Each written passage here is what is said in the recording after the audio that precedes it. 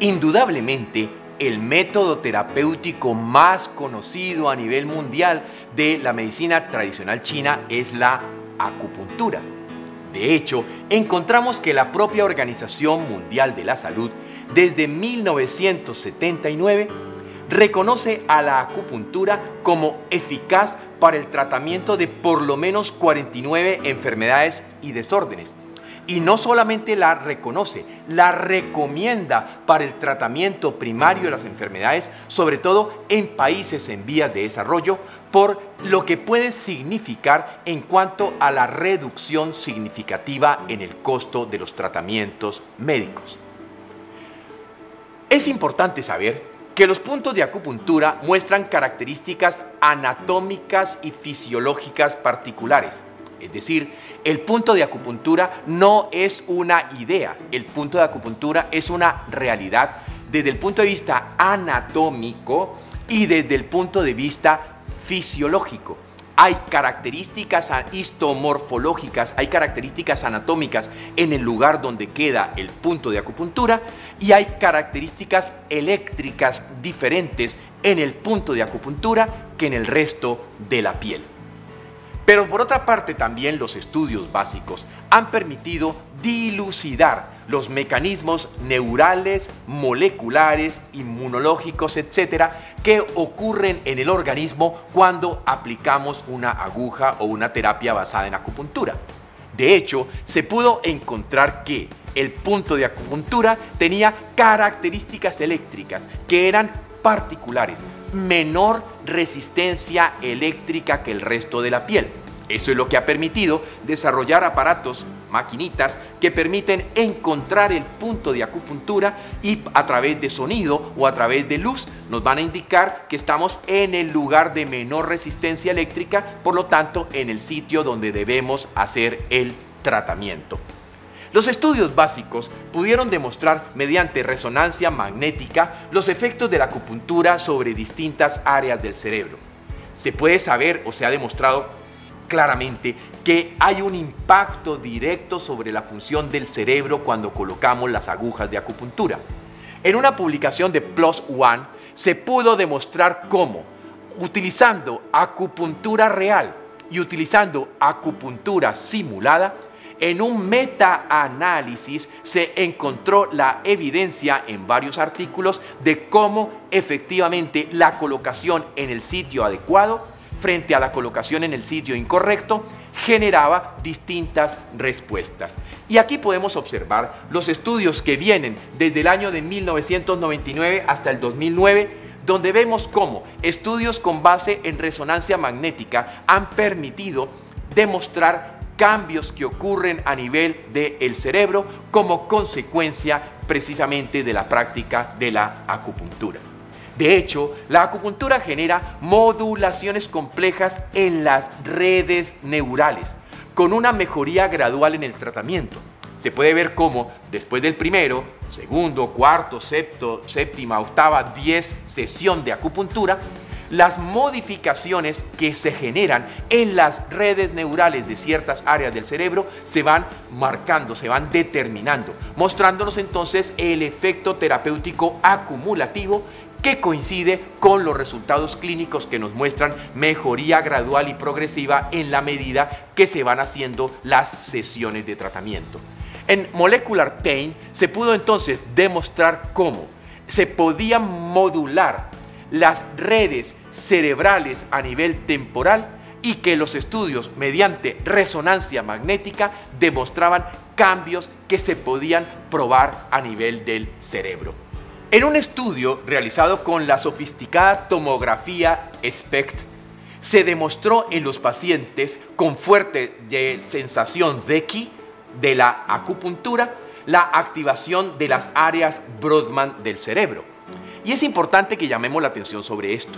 Cuando se coloca la aguja en el sitio exacto, en el punto de acupuntura, la manipulación de la aguja produce una sensación particular, una sensación muy especial, muy típica de esta metodología, que es lo que los chinos llaman el de Qi o sensación del Qi, la sensación de la energía. Ok, se quería saber si esto tenía o no una validez demostrable. Y se pudo observar que cuando la aguja se ponía en el sitio correcto y cuando la manipulación generaba una fuerte sensación de ki, en ese momento las áreas de Brodmann del cerebro se activaban y se pudo corroborar cómo la área 6, la área 8, la área 19, etcétera, del área de Brodmann del cerebro se activaban significativamente en relación proporcional a la mayor sensación de aguja, como se le llama en Occidente, cuando habíamos localizado exactamente el punto de acupuntura. Por otra parte, las diferentes modalidades de la acupuntura mostraron activación de distintas áreas del cerebro. Por tanto, no era lo mismo colocar la aguja y hacer simplemente el in-out, colocar la aguja y rotarla, colocar la aguja y rasgarla, colocar la aguja y golpearla, colocar la aguja y calentarla. Las distintas modalidades generaban distintos efectos. Y esto va a ser muy importante porque va a permitir que ahora que la investigación ha llegado ya a estos niveles de neurofisiología, nos va a permitir entonces para determinadas patologías saber cuál podría ser la modalidad terapéutica acupuntural más adecuada para esta situación de este paciente. Por lo tanto, según la modalidad aplicada, ocurrían distintos fenómenos. Esto, publicado por PLOS ONE, nos pudo demostrar también en resonancia magnética la activación del cerebro, y esto se pudo repetir de manera secuencial en distintos voluntarios que se prestaron para el examen. Igualmente, los puntos clásicos para la depresión fueron tratados con rayos láser. En este caso, se emplearon puntos específicos que se sabía que activaban o actuaban sobre áreas del cerebro que pueden estar relacionadas con los procesos fisiopatológicos típicos del desorden depresivo. Aquí, ¿qué se pudo encontrar? Que la acupuntura láser en este estudio preferentemente activa la corteza límbica ipsilateral de donde hemos estimulado y desactiva la corteza límbica contralateral. Este estudio demostró, pues, los efectos centrales de la estimulación de los puntos de acupuntura para el tratamiento de la depresión. Y además se pudo encontrar cómo cada uno de los puntos de acupuntura escogidos activó diferentes zonas en las regiones frontal, límbica y estrial del cerebro. De tal manera que si ya tenemos claramente reconocidas la relación que hay entre determinadas áreas del cerebro con situaciones comportamentales o con situaciones disregulativas o fisiopatológicas particulares de las enfermedades del comportamiento, podríamos entonces escoger una secuencia de combinación de puntos de acupuntura que nos ayudarán de manera satisfactoria en estos pacientes. PLOS ONE entonces muestra cómo esta láser acupuntura en individuos que se prestaron para la investigación podrá tener una valoración y podrá tener una importancia fundamental en este tipo de pacientes con problemas del comportamiento que finalmente se ven obligados a utilizar fármacos que tristemente pueden tener efectos secundarios indeseables. Otro punto importante es que se pudo hacer la visualización de las estructuras anatómicas mediante resonancia magnética. Y se encontró algo que ya el profesor Hartmut Heine en el hospital y en la Universidad Herdecke en Alemania había propuesto. Y era que el punto de acupuntura realmente es un hueco. Es un hueco en la fascia superficialis que permite entonces poder penetrar hacia la profundidad y llegar a las estructuras colagénicas propias de la matriz extracelular. Y que tal como vemos aquí, esta estructura que no es más que cilindros de colágeno que forman uno al lado de otro un hueco y que si logramos entrar a través de él con la aguja, entonces podremos, cuando hacemos la manipulación, enredar a la fibra de colágeno y mediante mecanismos de estímulo bioeléctrico de tensegridad producir estímulos que viajan por el organismo, que impactan áreas específicas del sistema nervioso central y que por lo tanto generan efectos a distancia sobre aquellos órganos en relación con dichas áreas. La publicación fue hecha en BMC Medical Imaging, donde se ve entonces la visualización in vivo de las estructuras relacionadas con los puntos de acupuntura y que ha ido entonces llevando a la demostración a la comunidad científica de la solidez de una terapia que, como sabemos, tiene más de 5.000 años de antigüedad. Otro punto importante son los efectos analgésicos por acupuntura, que están mediados, por ejemplo, por mecanismos espinales alfa-2 adrenoreceptores, y tal como publicó el Instituto Nacional de Salud, por ejemplo, la vía de la electroacupuntura actuará preferiblemente sobre estos receptores específicos en la médula espinal.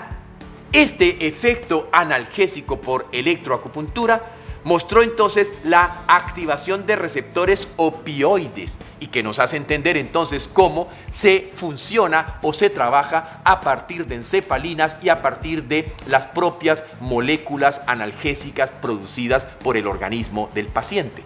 En la publicación de la electroacupuntura, suprimiendo entonces este tipo de respuestas a través de mecanismos opioides, nos permite hoy entender por qué no solamente podemos quitar el dolor en una patología, sino que incluso se puede hacer analgesia quirúrgica. Y esto es una de las cosas más importantes que se ha podido lograr y que fue una de las grandes demostraciones de la medicina tradicional de la China en los hospitales.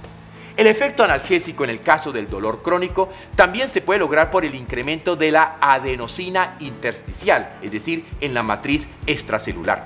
Y aquí es un estudio muy interesante porque ¿qué hacen? Por ejemplo, en este 36 de estómago colocan la aguja y toman un poco de sangre. Y en el otro lado, en el mismo punto, sin colocar aguja, toman sangre. Y miren lo que observamos. En el lado en el cual se colocó aguja, en la sangre se vio un aumento de la adenosina que no ocurrió en el lado en donde no se colocó aguja. Y en todo este estudio podemos evaluar cómo se pudo demostrar esta evidencia en los distintos estudios, incluso en donde se hacía acupuntura, en donde se hacía acupuntura simulada o en donde no se hacía acupuntura, demostrando este cambio importantísimo a nivel de estos tejidos. Entonces, se pudo decir que la acupuntura tradicional dispara localmente un incremento en la adenosina en sujetos humanos.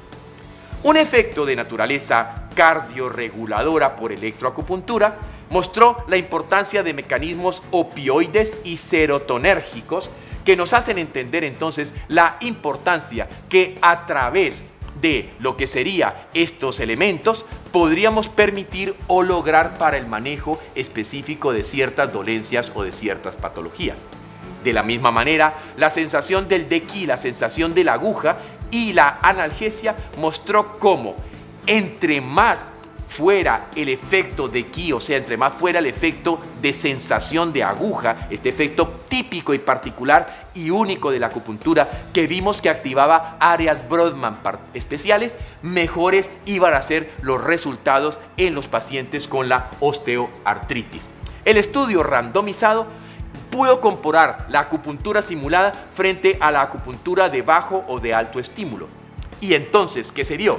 Que mientras en la acupuntura simulada no pasa prácticamente nada, en la acupuntura de bajo estímulo pasa un poco y en la acupuntura de alto estímulo pasa más. O sea que también la naturaleza del estímulo, que la intensidad del estímulo iba a permitir que a mayor efecto de Qi, mayor respuesta terapéutica en el paciente. Aquí vemos entonces cómo hicieron el trabajo, utilizando puntos específicos de acupuntura como el Gallbladder 34 y el Gallbladder 36, comparado frente a puntos simulados en donde no hay puntos de acupuntura.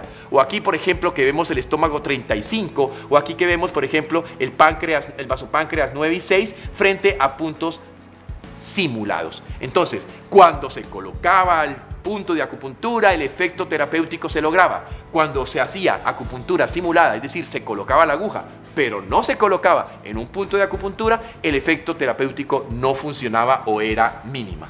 En la acupuntura de bajo y de alto umbral hay una significativa mejoría para el dolor de rodilla con un chi de 0.025, hablándonos entonces de, evidentemente, resultados clínicamente demostrables. Esto fue publicado en un estudio longitudinal de la efectividad de la acupuntura y la sensación de Qi en el tratamiento de estos pacientes. Un estudio muy valioso está en la acupuntura cuando nos modifica la secreción salivar.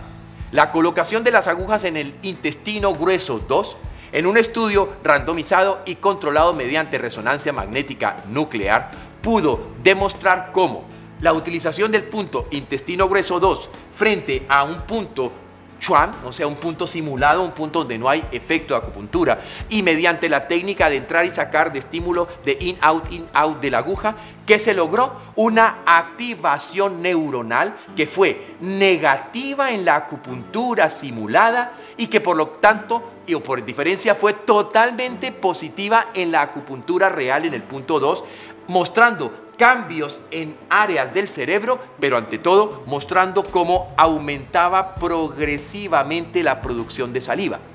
Imagínense lo que esto podría representar para hacer un estudio clínico en pacientes donde, por ejemplo, por un síndrome de Sjögren tengan los problemas que clásicamente sabemos o conocemos ocurren a nivel de la secreción salivar.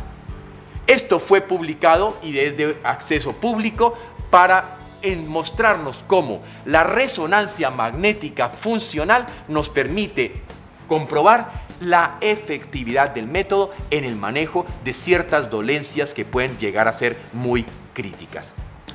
El efecto hipotensor, por ejemplo, en el caso de estudio con hipertensión arterial, se relacionó con el aumento periarteriolar de óxido nítrico. Por lo tanto, encontrarnos que la acupuntura es capaz a nivel endotelial de mejorar la producción de óxido nítrico para todos nosotros, pero particularmente para alguien que trabaja en el área cardiológica, le debería llamar la atención para al menos tener el interés en explorar y valorar este tipo tan simple y tan sencillo de metodologías. Igualmente, la terapia del punto de acupuntura para desórdenes en los ojos generó activación en las áreas cerebrales específicas que tienen que ver con la visión. El punto clave, entonces, es entender que hay una gran relación del cerebro con la acupuntura y con la electroacupuntura, y que, por ejemplo, podían modificar el flujo sanguíneo del estómago en imágenes Doppler. Este estudio maravilloso que fue hecho en animales con un modelo experimental muy bien montado, ¿qué hizo? Trabajó con un equipo de electroacupuntura, el animal fue colocado en una mesa de disección, se expuso el estómago, se trabajó sobre el punto 36 de estómago y se hizo una imagen Doppler que permitía ver qué ocurría en el flujo sanguíneo del estómago mientras se hacía el tratamiento, pudiendo corroborar a lo largo del tiempo cómo aumentaba el flujo sanguíneo, lo cual indudablemente podría tener un valor significativo en la curación en problemas de gastritis crónica, en gastritis atrófica, pero sobre todo en problemas de lesiones de tendencia ulcerativa. Esto pudo demostrar frente al grupo que no recibía acupuntura cómo tanto la acupuntura como la electroacupuntura mejoraban de manera patente y evidente el flujo sanguíneo local a nivel del estómago. Esto, publicado como un artículo original, permitió evaluar los cambios en la perfusión sanguínea del estómago cuando hacíamos mediante el análisis Doppler la terapia con acupuntura en este modelo de animales. Podríamos pasar mucho tiempo presentando grandes cantidades de artículos. Ahora también, cuando revisamos, observamos cómo en los últimos 10-15 años el incremento de los artículos va siendo de mayor y mayor cantidad. Podemos encontrar todavía mucha crítica con respecto a la parte metodológica, que vale la pena que la evaluemos y la analicemos para que veamos entonces la importancia de cómo irnos acercando a estudios clínicos, ojalá randomizados frente a placebo, que permitan demostrar la importancia de la acupuntura en el tratamiento médico de nuestros pacientes.